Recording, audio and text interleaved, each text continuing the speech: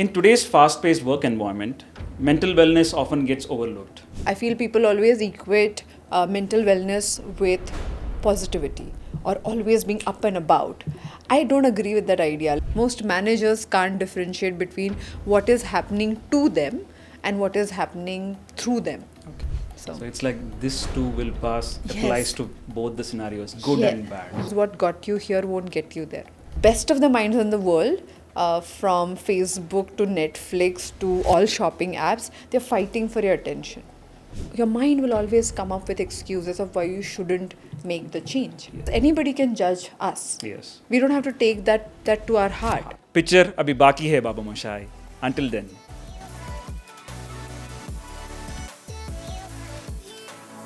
Hello, good morning, good afternoon, good evening, wherever you are, and welcome to We Think Equal podcast powered by NEC India. This is the place where we explore the real life challenges we face both at our work and in our personal life and how we can grow through them together. At NEC India, We Think Equal isn't just a campaign, it's a mindset that defines who we are and how we operate every day. It reflects how our promise to create equal opportunities, advocate inclusion, and support the well being of everyone, regardless of their background or profession. I'm your host, Geoster Xavier, Head of Supply Chain Management at NEC India. Today, we are diving into an essential topic: mental wellness and growth mindset. How do we thrive both personally and professionally without compromising our mental health? It's all about maintaining balance and adopting habits that allow us to perform at our best. And I'm excited to have Aditi Surana with us today. Aditi is an award winning high performance coach who has worked with over 1,000 CXOs, helping them achieve mental clarity, performance efficiency. She's also a behavioral analyst, podcaster, and an actor, and her secret power is graphology. Hi, Aditi, and welcome Hi. to the show. Thank you. Thank you for having me. So, let's start with something foundational. In today's fast paced work environment, mental wellness often gets overlooked. What does mental wellness mean, and why is it so crucial for professionals today? I feel we are constantly running in a rat race and we are stressed. We have to get that result, we have to get that next promotion, we have a deadline, and we are so busy achieving, running, going where we want to go. We do not have the experience of that journey most of the time. For example, if you and I go for a cup of coffee and we see a person running, it's my favorite example. I vouch by this. So imagine a person running. You look at the person and say, why is he running in the middle of the day? So you say, probably there is a dog behind. And we both curiously look for the dog. And there is no dog. We're like, probably there is a kite in the sky that he wants to catch. We look for the kite. There is no kite. Then the server walks up and he tells us he is a regular customer and he's running because there is a marathon preparation that he is doing. Okay. Now for you and I, we are like, this running from point A to point B. Yeah. But his motive behind the run defines his experience of the run, his experience. So if there is a dog, fear-based, he's running constantly away from the dog. If there is a kite, there is a desire that he wants to achieve and he's running towards it. But in both these cases, the motive is external. If the dog disappears, there is no running. If the kite disappears, there is no running. But only when you're preparing for a marathon, which is skill building, which is doing things because you like, because you are committing to a process, because you want to become a better professional, that's the only possibility where running is meaningful. Right? So without mental wellness, without having the brain space to look at the experience, to absorb it, to enjoy it, no matter what you achieve is not meaningful to you as a person. So most people I meet, they are mentally occupied. They are sometimes burnt out. They are really trying to get all ducks in a row, and they're so exhausted. They're so tired that they're like, I'm waiting for the weekend. So if that is happening, then at some point we have to take score. I'm like, okay, am I really enjoying the run? Because then I would not feel like waking up next morning and showing up. And that's an essential part of life going well, we being successful or high performers. So I feel without having the space in your mind is impossible. Yeah, I think very well summarized about the risks of not having mental wellness, Yes. right? And it is not about always being happy. I feel people always equate mental wellness with positivity. or always being up and about. I don't agree with that idea. Like most of the time, when you have a mindset required for it, which I call the growth mindset, not I call, it's a research done by Carol Dweck, and it is Harvard has invested a lot of time and energy in kind of supporting it with working professional and kids research on this. So they found out that when people have a growth mindset, generally they're up and excited even in the face of failure. So it's not always success, not always positive, it's not always like the rosy picture, but it's the whole journey that one goes through. Like running, if it becomes meaningful, then even when you're failing, you're like, oh, today my run was not good, what can I change, what can I learn, how I can improve. That approach is what we are talking about, is not always feeling nice. Yeah. Would you consider it as a key factor for personal and professional success? You know, I have been teaching a lot of concepts in the last 21 years that I've worked as a coach. And I feel growth mindset is a fundamental that I have found in many high performers. So, as part of my work, I work with leaders, CXOs, I work with athletes, I work with politicians, I work with artists. And that's an amazing part of the story that you get to decode their minds to understand why they're successful. What are they doing differently that most people do not land up doing? Is there any mechanism that they follow? Yeah. And more I have thought about it, I found growth mindset had been the fundamental on which they built everything else. And if I have to like simplify growth mindset, I feel it's about learning, showing up, repeating the mistake, and being open for feedback.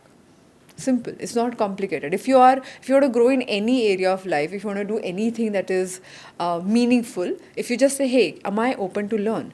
Am I open to repeat? Am I open to receive feedback?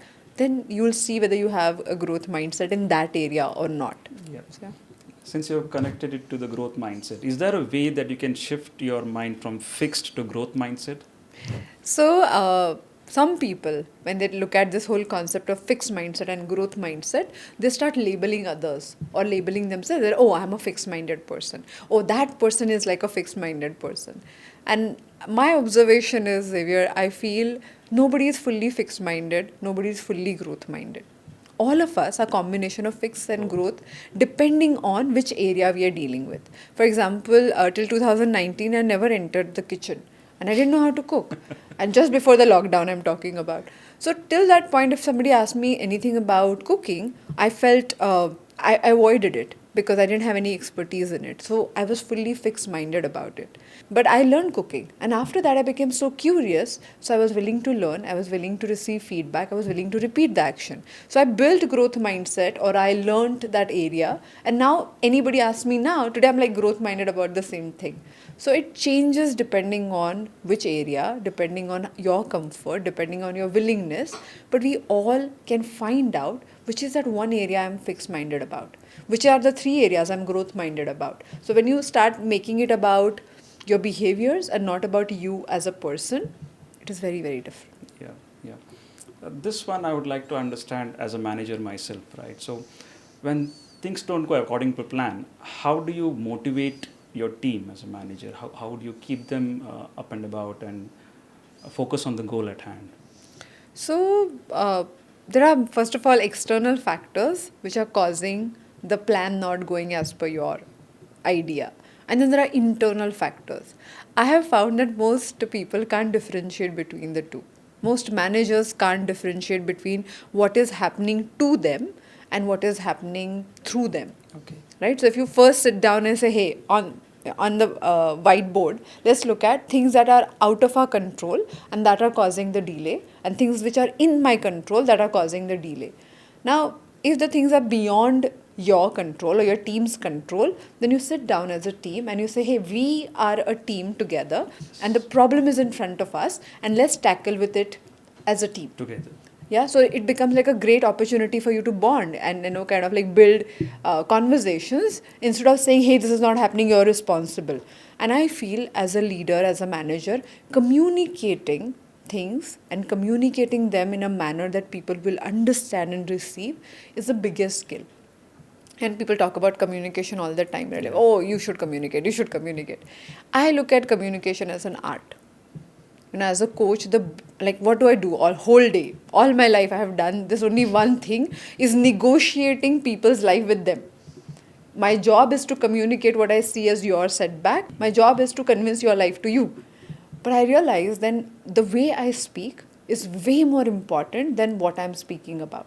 Because if I am aggravating someone's ego, then there is no communication. If I'm aggravating my ego, then there is no communication. If I feel my way is the only way, no communication. So we have to constantly identify the communication blockers and communication facilitators. So that becomes like a very, that's an art. Like you have to practice, practice, practice. There's a book written by Marshall Goldsmith where the title of the book is What Got You Here Won't Get You There. Okay. It's a must read for any manager who wants to communicate better, because he talks about how we block the communication and think that that person is not getting my point of view. So yeah. I think that's a good career statement also. What got you here won't get you there. Exactly. Right? And about communication, I think, even I try to tell that to my 7-year-old daughter also, that communication is important. It should be started from early days itself, right? Right. And that's when you can build upon that also. And thanks for the advice, by the way, about, I think I'll use that with the team, isolating the issue, whether it is a personal issue or whether it is the situational issue, and then you tackle it. And I always feel if we, as a team, when we are failing, it's a great opportunity to bond with people. Yes. While you're failing. Because people try to avoid it. And of course, we have everything at stake. But you know how when countries are at war, they come together? But when the very moment the war is over, they start fighting amongst each other. Yes. So that's like the same thing. When you have like failure, which is an external problem that all of you are in, like a soup that you're kind of like dealing with, use that as a gold mine to deal with and bond with people. Yes. I feel that's an amazing time to do that. Correct. Yep. In a world obsessed with productivity, how can we remain productive without burning out? And what are some effective ways to manage work demands while preserving mental wellness? I'm a productivity expert. So every time I talk about that word productivity, I personally feel that our idea of productivity has become very mechanical. We have become like machines. In these many hours, what is my output? How do I go about it? And being a productivity expert, I'm trying to challenge that notion. Productivity is not about the number of hours. Because we all know when we are not interested in that one teacher's lecture, that 1 hour or 45 minutes in the class while growing up felt like 3 hours. Yes. And when we were playing, like probably 3 hours felt like 45 minutes. I'm like, oh, the game time is over. I want to play more, already, right? Yes. Because it's not about the number of hours. It's largely about the energy and engagement. So if we understand my productivity is about my energy and my engagement, the whole perspective is very, very different. For example, there is a book called Eat the Frog, where the author speaks about first thing in the morning when your energy levels are very, very high, do the toughest thing. People generally say, oh, my energy is very, very high. Let me do the things I like. Good, nice. But if you want to be a high performer, pick the things that are most difficult and combine them with the most energetic time of your day. For some people, it could be the night time, it could be the midday, whatever is your most productive time. When you are like lit, you have all the energy required. In that time, in that hour, do the toughest thing. Because it's about energy management. It's not about time management. There's a whole illusion about productivity is about time management. Interesting. Yes. And I'm dyslexic. So being dyslexic, people think it's about learning and writing disability. It also has an element where time is warped in my world. Like numbers are warped in my world. And I'm like, I want to be a high performer, but I'm not very good at planning things. I'm not very good at planning time. How do I still be a high performer? That was my personal quest many years ago when I became a coach. And I realized if I know how to manage my energies, and if I know how to, at the heightened energy, if I do the toughest thing, I have more space in my mind to work. Absolutely. That's one. Second point is engagement. Like as I said, while playing, we feel it is much easier for me to forget time. So when we are engaged, if you're doing deep work, if you're actually into the complexities that we are enjoying resolving, then we don't want to stop. Yes. Yeah, but we don't have that because we are constantly distracted. And mind you, best of the minds in the world, from Facebook to Netflix to all shopping apps, they're fighting for your attention. So they're constantly knocking. They're like, oh, this notification. Look at me. Exactly. Yes. So they are very busy making sure that they get our attention because attention economy. And you are saying, no, but I want to give my attention to this one project that matters to me. So you have to do something different to fight these forces. It's not easy. People think, oh, I'm on Instagram or I'm on this social media app and I'm constantly stuck there, because you're designed to stuck there. Yes. They are working very hard that you will not leave their platform. So you have to be even more committed in getting involved in the thing that matters to you. And without personal involvement, creating deep work is impossible. So, simple tool for everybody to think about is ask yourself, why does this thing matter to me?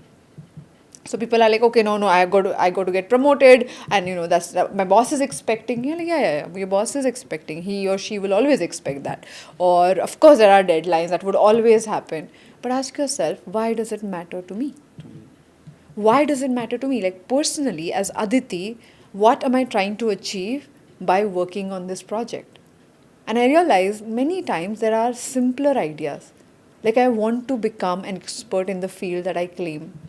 People have told me many different things. Like I want to be a better father, and I can be a better father if I have a profession that I can showcase to my child and be a role model.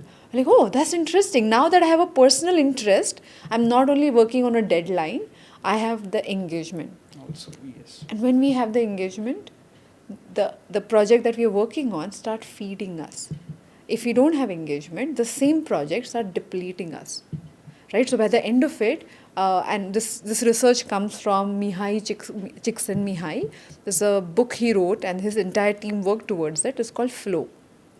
So what he said is when they went and worked with athletes, when they worked with amazing researchers, high performers, they said, what are you doing differently? That was a research topic. And these people said, we felt as if we were in a state of flow. Okay. And when they were in the state of flow, they forgot time, they forgot eating. They were just, so engaged that they just got carried away with that activity, because activity by itself was feeding them. Yes. Right? And then everything was like, the world was like non-existent. And that's what we got to find. And you might not find like an entire hour, you might not find an entire day or entire month, but in a day, can you find moments like that? Yes. I think I'd like to give an example here. Please. I'm an ardent follower of Formula One racing, and one of the greatest legends, Ayrton Senna, once mentioned, when you're in the zone in the track, you zone out so much, you just get tunnel vision into the track, and you focus so much into it, and you get the fastest lap out of that track. Yes. And we have to identify what is my tunnel visioning. And people don't know that. They think the result is the tunnel visioning, and it is not. It is my process that is tunnel visioning. But we have to identify. We don't give ourselves enough time and energy and credit to know what is my tunnel visioning game. Yes. When you find that, you will always find life becomes so much more engaging, because you are only playing that game. I think sometimes as corporates, we do get into the trap of checking boxes of KPIs, right? And just look at productivity as one of the tick boxes in the KPI, and don't look at the flip side of the burnout of it. So are there any identifiers that you can say the beginning of burnout phase? Yes, thank you for asking that question, because many people find burnout only at the end of it, when they're completely burnt out. Yes. For me, I always say that if your mind is confused, if your mind is not working, just always figure out what your body is doing. Yeah. It's very, very important, because body is a marker. We keep telling ourselves different stories and we say, no, this is important, I have to do it, this is my priority. But body is very honest. If you don't sleep, if you don't eat, if you do not follow certain regime, body will show the symptoms of it. So my quick mechanism is check your sleep. Your sleep tells you exactly where you are at. Yes. If you're not sleeping calm, peaceful, and I know people who have not done it for years. Yes. Yeah, I know people who have lost their deep sleep for after 35. The REM sleep also. Yeah. So you absolutely have to observe your sleep, and that becomes your indicator about the entire day choices. I would not say food because I'm not an expert, but I know many Ayurvedic doctors that I have spoken to, they say hunger level. If you're not hungry enough, the way you used to be as a child, then your body is communicating with you. Appetite is also important. Appetite is very, very important. So these are quick physical markers. Second point is to know how excited am I to show up for work? Yes. That's your emotional marker. Yes. Yeah, like if you're not excited, and I think Steve Jobs said this, that if 1 week in a row you look into the mirror and you don't know why you're doing what you're doing, then please change everything about what you're doing. Yes. Right? Because it's just like slow set, and people are like, 1 week? What are you talking about? I've been doing it for 3 years. Yes. But then the burnout will catch up with you. You just have to think that you are not a tree and you can move. Right? Good one. I'm going to use that one. You're not a tree and you can move. That's so true. But people have what I call the victim story. Mm. They're stuck in their story, and we all are functioning from a narrative. Yes. And if my narrative is, oh my God, I can't do this because I'm stuck, and because I have all these responsibilities and I have the EMI to pay, your mind will always come up with excuses of why you shouldn't make the change. Yes. But if you say, hey, these are the things I can change, these are the things I can't change. What can I do about things I can change? Yeah. Going back to where we spoke about, the team, right? Like external and internal. This reminds me of a poem that I learnt in Marathi very early on, which is an alcohol anonymous poem. Mm-hmm. And I'm going to say it in Marathi because for some reason Marathi is the way I have learnt it. It says, "जे टाळणे अशक्य दे शक्ती ते सहाया, जे शक्य साध्य आहे निर्धार दे कराया, मज काय शक्य आहे अशक्य काय, माझे मला कळाया दे बुद्धी देवराया." So the poem was used a lot in Alcohol Anonymous organization, and it means the things I can't avoid give me the strength to deal with it. The things I can change give me the courage to make that change. But most importantly, give me the wisdom to know the difference between the two. Right? So that's so deep. Yeah. And I'm like, and I used to say this to myself because I read it in some book, and I'm like, this is so nice, because what I really need to work upon is the difference between the two. And sometimes we overestimate by trying to change things that we cannot change, and we feel defeated, and then the victim story becomes bigger, stronger, reiterated. But if I really know what I can change, and if I work at it, and if I don't give up until I have made that change, then my story is very different. All right, onwards, Aditi. So let's talk about boundaries. They are crucial, but many of us struggle to set those boundaries at workplace. How do we establish healthy boundaries in professional environment without feeling guilty or overstepping? My question to you is, how would you define boundaries? Because I feel most of the time people have like different ideas about it. What's your idea of boundary? When do I say no to a boss? Or to anybody for that matter, right?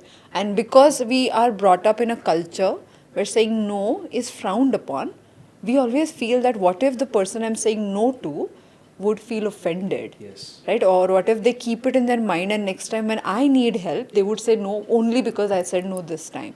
So our culture, or generally I feel even when globally, people don't know how to say no respectfully, comfortably, and in a healthy manner. So if we cultivate a method by which we say no in a manner that we enjoy the journey further with each other, then it won't be as complicated. So setting boundaries, and I feel people speak a lot about, like, oh my God, it's a red flag. This person doesn't know my boundaries, and people just function as if boundaries are like walls. Mm-hmm. Something that can't be negotiated with anybody. And people are mostly fighting, they were like watchmen outside the wall, saying that you can't enter. If I say no, it means no.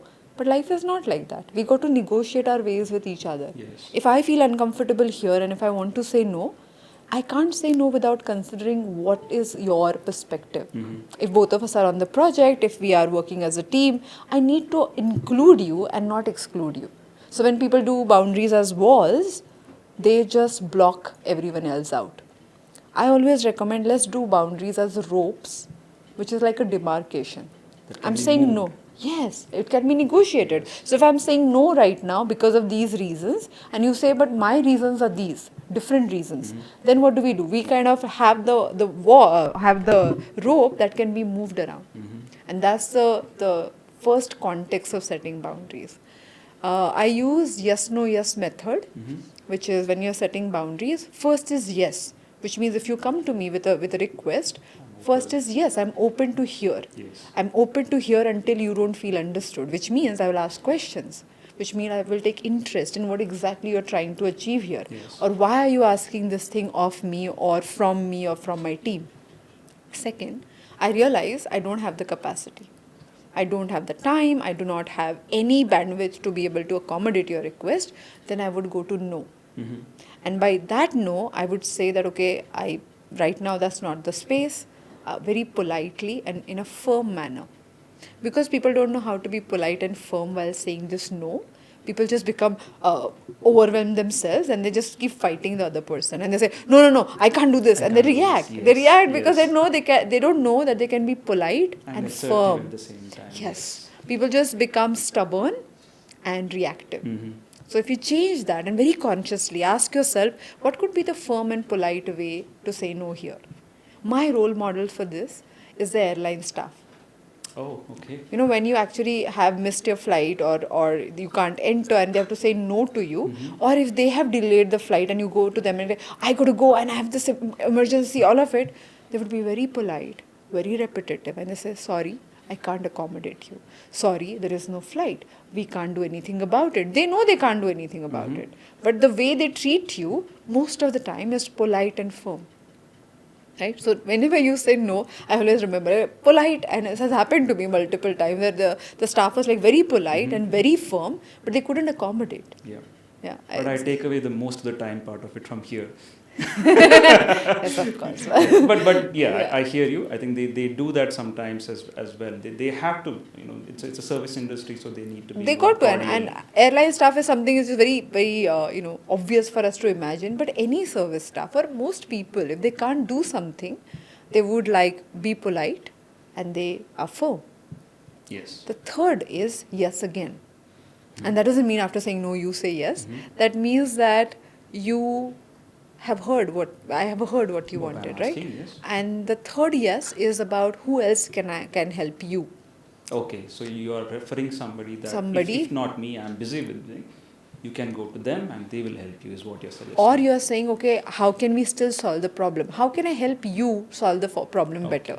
So yes was to hear you, no was to say I can't help you. Again, yes is to figure out still is there something I can do to make sure that you find your answer. Got it. But when you have yes, no, yes as a method while setting boundaries or saying no specially, then you don't hurt people in the process. Because when we go and request, it's a vulnerable position we are in. We're already feeling awkward that I'm asking this of this person. What if he says no? And that's all is going on in people's minds.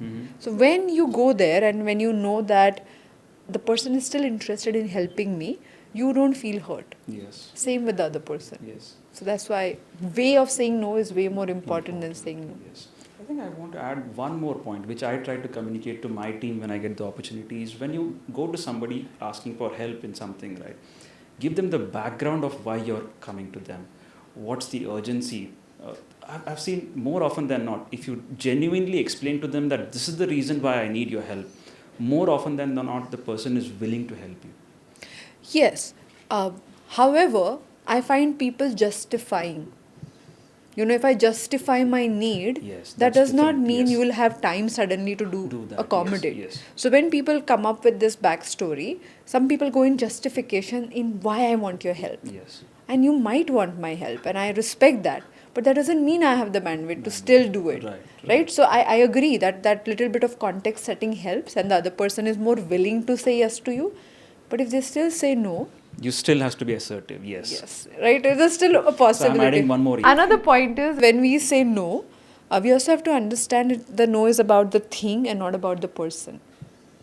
If you make it about the person, they will know it. When you make it about the thing, they probably can understand. So when I'm saying no to your request, if I make it about I don't want to say yes to you, and if that's my energy, if that's my approach, you will know it. And if I say, okay, I don't want to say yes to the project yes. or this particular ask that you have, this is about that thing. Sometimes clarifying that also helps. Yeah, that's a very important point. Yeah. All right, Aditi, let's talk about receiving feedback. Feedback, especially critical feedback, can be tough. How can professionals handle feedback constructively without letting it affect their confidence or well-being? So before I even talk about this in terms of what one should do, I remember one moment in my life. I was very young. I started coaching leaders when I was just 21. So I didn't know how to go about it. And in one conversation, while giving a critical feedback, I landed up crossing my boundaries. I think I wasn't very polite, or I think I had like that little judgment in my voice.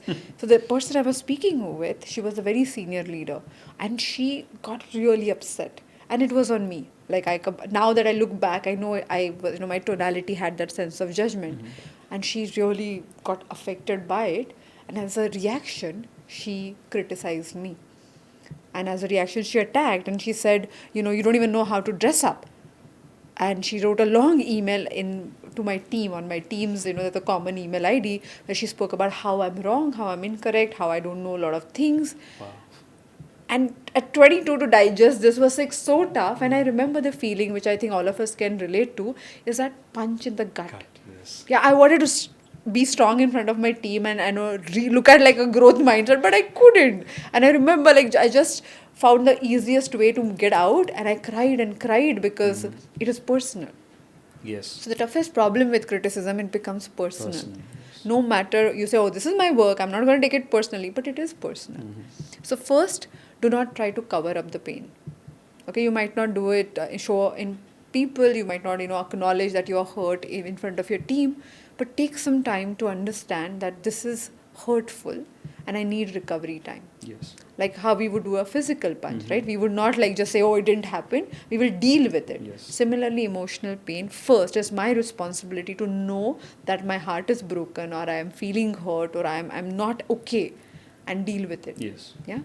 Once you feel you have dealt with it a bit, or you're ready to actually deal with the problem at hand, sit down and ask yourself, is there any truth to this? Because sometimes there is. There is, yes. Yeah, most Yes. of the time there is. There is. But because the tonality is horrible, Yes. we just dismiss the person and say, how? No, all of that happens. We get into the drama. Try to see through the smoke. Yes, right? So, but don't do it in front of other people. Do it by yourself and ask yourself, is there any truth? So that is like the tough process, because your emotions would come and they would like not let you see things for what they are. So some part of my training, Xavier, is in CBT, which is cognitive behavioral therapy. Okay. And when you start asking logical questions to the emotional situation, you start seeing a lot of cloud, the smoke kind of passing by. So I would ask two questions over and over again. I'm like, is there anything I can learn? Is there anything I can change? Right? And if you say, what can I learn here? What can I change here? What can I learn here? What can I change here? So that moment of criticism can become your gold mine. So after she wrote that whole long email, after I was done crying, I sat with it and I went line by line by line. And I said, hey, she spoke about my dressing sense. And I thought about it. I'm like, yeah, actually, she's right. I didn't care about it. I didn't pay attention to what I wore, because I'm like, as long as you think right, everything is okay. And I'm like, probably is there any merit to it? So I spoke to people I knew then who dressed very well, and speakers who were my colleagues, and other coaches. So I paid attention to what she was trying to say. Then line by line, that one email changed my business. Yes. Right? So I can say, oh, look at it, constructive feedback, but I know how tough it is also. But if it is happening in my life, this is my rule. If it is something is broken, something is uncomfortable, if it bothers me, that means I do not have the skill set or mindset or both to look at it. So in this case, I didn't have the skill set. I didn't know how to deal with that criticism. Yes. I didn't know how to dress. I didn't know so many things that she pointed out. But I had mindset, which I call the growth mindset, right? So I had the growth mindset to look at the same problem and say, hey, this is what I need to improve to grow in my business. If you get a rude email like that, a critical feedback kind of an email, I don't know whether this would work. So you draft a response, get your emotions out, and go away for a walk for 10-15 minutes and come back and try to read it. You yourself will realize that, wow, okay, Yes. that would have been reactive. Yes. Then you will get a calmness and then try to respond with a proper constructive response to it. And sometimes I also feel we don't even have the space to react or respond. People make a critical comment and then disappear, and also in personal life. So I have this tool that I use. I tell myself, I'm like, I give them permission to judge me. Oh. And I would repeat it. I'm like, oh, this person, I'll take their name and say, hey, whatever, in my mind, I'm like, hey, whomever you are, like, I give you permission to judge me. I give you permission to judge me. I give you permission to judge me. Because anybody can judge us. Yes. We don't have to take that to our heart. Yes. But we feel, how can you judge me? Yes. How can you think like this about me? And this has helped me so much as a content creator. Because when I put out a video on LinkedIn or Instagram, there are so many people with different opinions. Yes. And people just are harsh and sometimes mannerless in the way they speak with you. And you tend to take it personally, but you say, wait. Can I give you first permission to judge me? Mm-hmm. And when you do that, you say, okay, you are judging me because it doesn't suit you. Yes. Does it suit me? If the answer is yes, I'll still continue. If the answer is no, I'm like, okay, what can I learn? What can I change? What can I learn? What can I change? So like that. So see through the smoke and then see if you can change. Yes, but also like giving people permission to criticize you allows you to take matters less personally and less seriously. Seriously, yes. It's okay if people criticize us. You know, Yes. our teachers criticized us back in the day. Not in a harsh manner. If somebody is disrespectful, I will put my foot down. Mm-hmm. But if somebody is not disrespectful, and if they are critical, what if they are like the toughest teachers? Yes. You know? Naturally like that. Yeah. Yes. And I have gained so much from these really difficult, tough Yes. teachers. You Yes. know, I am so grateful that I met them. When you go back to them now, you'll be the favorite students. Yeah, because you didn't give up and they didn't give up, and thank God they call your bluff out. I think we should create more spaces to give honest, critical Absolutely. Yeah, feedback. I think that's important to differentiate the personal out of the Yeah. in the workplace. Exactly. All right, let's move on to a bit of fun segment. It's called Mind Gym Mini. I'm going to ask you a few quick fire questions, and I'd like you to respond with the first thing that comes to your mind. Like coffee with Karan. This is Coffee with Xavier. Okay, fine. Ready? Yes. Bring Here it we on. go. Number 1, mindset. Growth. Wow. Number 2, challenge. Fun. I would have said making my kid do the chores. I'm actually behaving like KG, you know? Oh, okay. You're having like the red couch for the whole moment now. Okay, number 3, failure. Learning.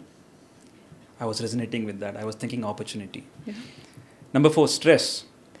Appetite. I want to build appetite to deal with more stress so that I can grow faster. That's new. Okay, thanks for that. Number 5, success. Temporary. Success means different for different people. I Yeah, get but it's that now. temporary. Yes. If I dwell a lot on this particular success, then I miss my next learning curve. So, Yes.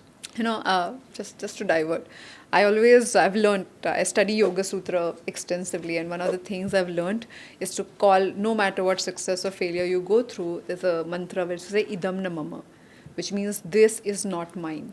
So no matter, and people find it very difficult to deal with failure because they say, oh, this failure is not mine, I don't want to take it personally, but they can't do it without not taking success personally. So my teacher long back taught me, no matter what great you do, horrible you do, just like mostly for success, I use it a lot more. When people praise you, you always remind yourself that this is not mine. This is of my work. This is of the project that got created, or like, you know, the session that got created. So idam na mama. So it's like this too will pass, Yes. applies to both the scenarios, good and bad. Also. Yes. And people, they say that only for the negative, but I feel it's highly applicable to the even positive. To keep you grounded Yes. as well. Yes. Right, Aditi. So thank you for sharing such powerful insights today.